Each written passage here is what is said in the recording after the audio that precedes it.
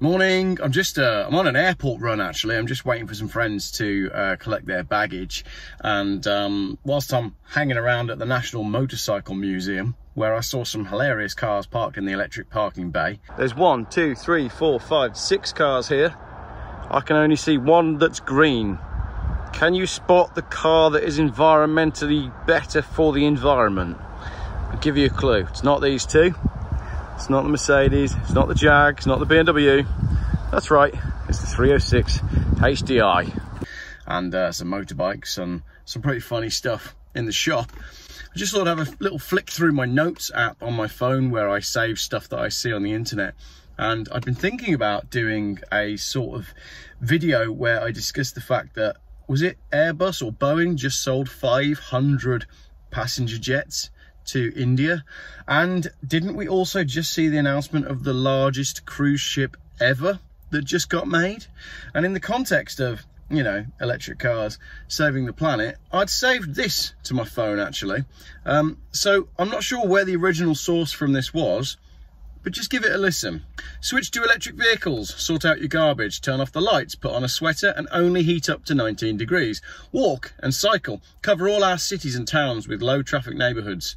That's what we're being told. Meanwhile, electric vehicles are much more damaging to the environment than any petrol or diesel car because of the way the minerals for their batteries are extracted, their heavier weight, their fire risk, the extra energy used in their construction, and the short lifespan of the batteries. The Winter Olympic Games in Beijing were organised on artificial snow. In France, the slopes are lit up until midnight on ski resorts, so the late risers can ski at night. Lufthansa keeps 8,000 empty flights flying to keep their landing slots. Most of the big football matches take place in the evening under the all-encompassing mega spotlights. 8 new and gigantic football stadiums were built in the desert to host the World Cup in Qatar with air conditioning.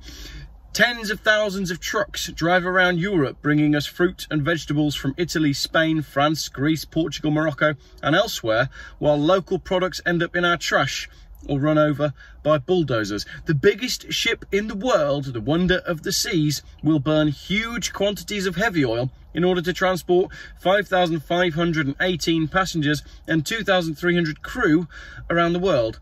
And she is one of many huge cruise ships. There are about 3,500 container transporters in the world, and each of them consumes at least 28,000 litres of fuel every 1,000 kilometres. Billionaires offer space travel under astronomical conditions, and let's not even talk about Dubai and food waste. But let's think about what we do in restaurants and hotels. And meanwhile, for the sake of the environment and to make tiny improvements in air quality, politicians want to ban people who can't afford to change vehicles from using them from going to work, study, shop, or going to visit hospitals, family and friends.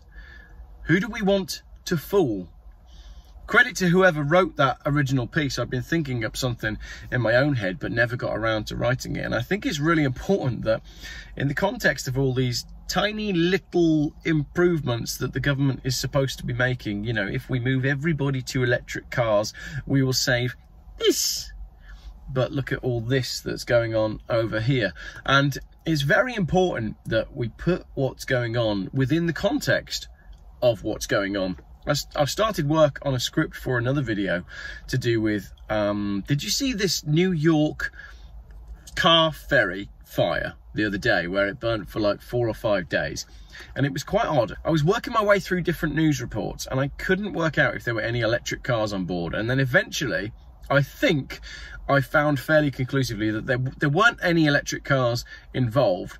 But then that led me onto another ferry, cargo ship, that burnt to the ground, burnt to the seabed, although it didn't sink, in 2022 with something like 4,000 Volkswagen Group cars on it. Now on that one, and I'll explain this further in another video, there were lots and lots of electric cars, so we can be fairly confident that it was the lithium batteries that caused the problem. So there you go, you're sitting in America and you think, do you know what, I'm going to do my bit for the planet, I'm going to do my bit for the environment, I'm going to replace my new car with a Volkswagen ID4 electric car, and you order it and it gets made, obviously, so you've got all of the construction that happens in making the car, and the mining of the materials to go in the battery. So there's all of that harm that's been done just in making the vehicle.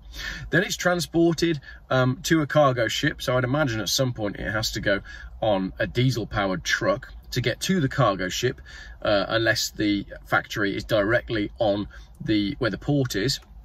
Then it's loaded up on this cargo ship with 4,000 other vehicles. The cargo ship uses horrendous amounts of heavy oil to go across the ocean. Then you get just towards the bottom of Portugal and your ID4 self-ignites. The battery self-ignites and sets fire to the car next to it, and that sets fire to the car next to it, and the car next to it, and the car next to it, until 4,000 cars are burning and the ship is destroyed. So your attempt to save the environment by ordering one Volkswagen ID4 caused the loss of 4,000 cars, one giant cargo ship, and an untold amount of pollution in the atmosphere and the ocean. So there we go, just a short little chat to camera video whilst I wait for my friends to get off their flight. And incidentally, there was a day just this last week where there were more flights logged, there were more planes in the air than ever before. It was a ridiculous number. If I can find it, then I'll put it up there. But yeah, so you just need to know that all of these environmental initiatives that impact you directly are only ever about you directly and restricting your movement. My phone is buzzing, which means my friends have collected their luggage and it's time for me to move my big old Volvo over to go and collect them. Apparently, Geoff now does airport transfers. I have a 7-seat Volvo and a trailer that I use for going to the tip. So if you need to transport your family to an airport, I know I can't use my car for financial benefit based on my insurance. So you'll have to accidentally give me some cash in an envelope, which is nothing to do with the fact that I'm taking you to the airport with my trailer. Two completely not connected things, just like the way electric cars being ordered to save the planet is not connected to cargo ships burning in the middle of the ocean. Two completely unrelated things. Right, off to the airport. Thanks for watching. Right, that's it. That is airport transfer all done. Now, what's interesting is the airport transfer should have been done by about 9 o'clock this morning, but it's now almost 1 o'clock. Their flight was delayed by 3 hours because of a medical emergency on the plane. Now, there's been quite a lot of medical emergencies on planes lately. It's certainly something that is on the increase. But the 3-hour delay meant that I was able to go to the tip and go to the laundrette. And as I flew round that last corner there, I heard the distinct sound of an entire box of washing powder depositing itself all over the boot of my car. I'm fairly confident that when I pull up here to edit some video, I'm going to have an extremely clean boot. So there we go. Medical emergencies, climate emergencies, the jury's out on all of them. Thanks for watching.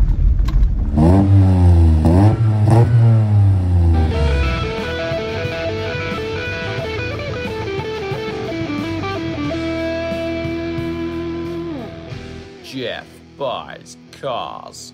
Still, YouTube's most boring car and conspiracy and conversation channel.